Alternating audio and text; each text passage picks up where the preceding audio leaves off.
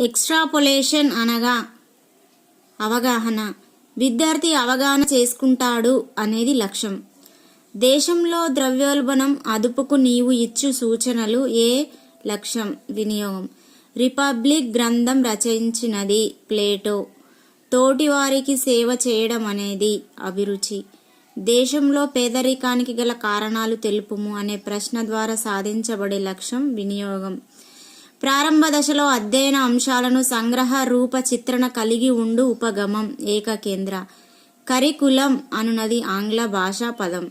పరస్పర సంబంధిత విషయ క్షేత్రాలను ఏకీకరించే ప్రయత్నమే సమైక్య ప్రణాళిక అన్నది క్రో మరియు క్రో. బడిలోని దైనందిన ఆచరణకు ఇది దర్శిని. పాఠ్యక్రమం. జాతీయ సలహా సంఘం నియమించబడిన సంవత్సరం 1992. పాఠ్యక్రమం విద్యా ప్రణాళికలు వరుసగా